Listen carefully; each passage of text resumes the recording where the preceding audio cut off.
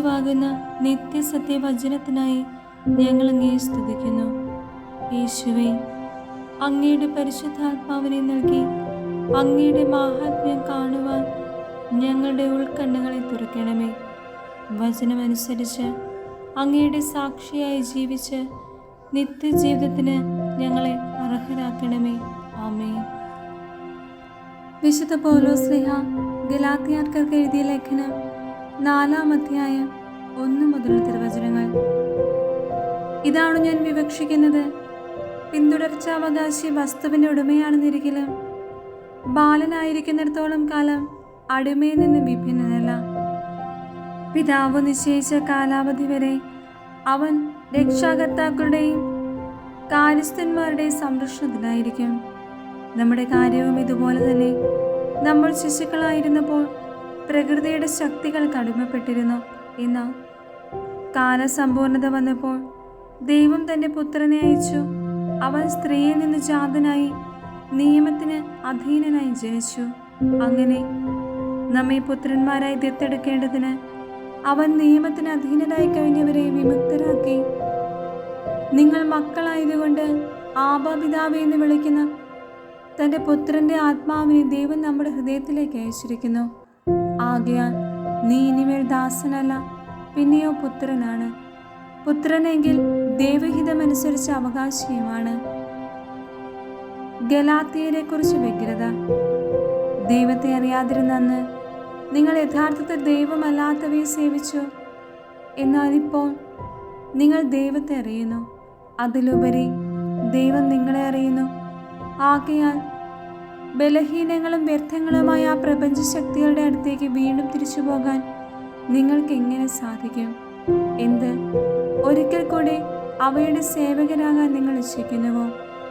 നിങ്ങൾ ദിവസങ്ങളും മാസങ്ങളും ഋതുക്കളും വർഷങ്ങളും ആചരിക്കുന്നു പോലും. നിങ്ങളുടെ ഇടയിൽ ഞാൻ അധ്വാനിച്ചത് വൃഥാവിലായോ എന്ന് ഞാൻ ഭയപ്പെടുന്നു. സഹോദരരെ, ഞാൻ നിങ്ങളോട് അപേക്ഷിക്കുന്നു, നിങ്ങൾ എന്നെപ്പോലെയാകുവിൻ. ഞാൻ തന്നെയും നിങ്ങളെപ്പോലെയാണല്ലോ.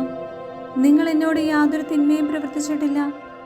ഞാൻ ആദ്യമേ നിങ്ങളോട് സുവിശേഷം പ്രസംഗിച്ചത് എനിക്ക് ശാരീരിക അസ്വാസ്ഥ്യമുള്ള അവസരത്തിലാണെന്ന് നിങ്ങൾക്കറിയാമല്ലോ.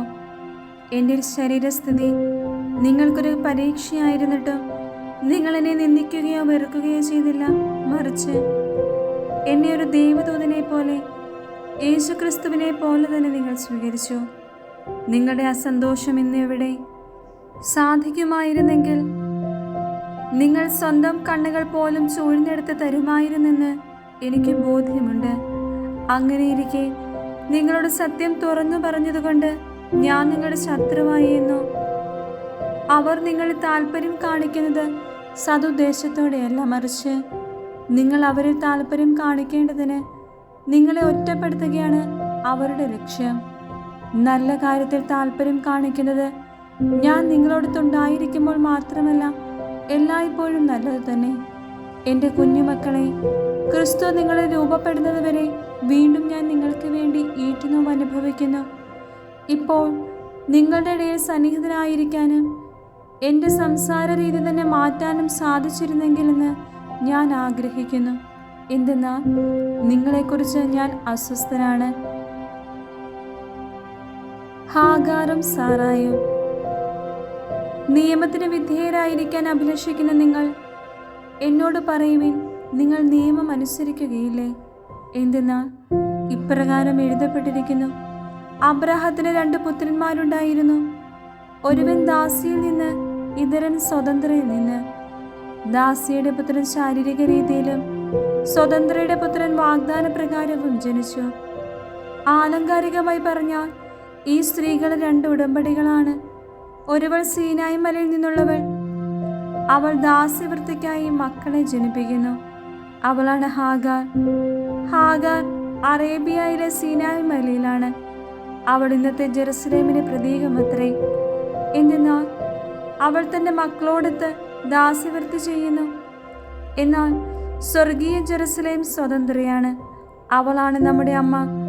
എന്തുകൊണ്ടെന്നാൽ ഇപ്രകാരം എഴുതപ്പെട്ടിരിക്കുന്നു: അല്ലയോ പ്രസവിക്കാത്ത വന്ധ്യേ, നീ ആഹ്ലാദിക്കുക, പ്രസവവേദന അനുഭവിക്കാത്ത നീ ആനന്ദിച്ച് ആർപ്പ് വിളിക്കുക.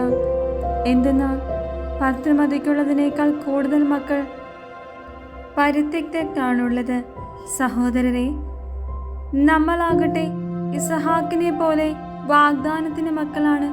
എന്നാൽ ശാരീരിക രീതിയിൽ ജനിച്ചവൻ ആത്മാവിന്റെ ശക്തിയാൽ ജനിച്ചവനെ അന്ന് പീഡിപ്പിച്ചു. ഇന്നും അതുപോലെ തന്നെയാണ്. വിശുദ്ധ ലിഖിതം എന്താണ് പറയുന്നത്? ദാസിയും അവളുടെ പുത്രനെയും നിഷ്കാസനം ചെയ്യുവിൻ. എന്തെന്നാൽ ദാസിയുടെ പുത്രൻ സ്വതന്ത്രയുടെ പുത്രനോടൊപ്പം അവകാശിയാകാൻ പാടില്ല. സഹോദരരെ, അതുകൊണ്ട് നമ്മൾ ദാസിയുടെ മക്കളല്ല, സ്വതന്ത്രയുടേതാണ്.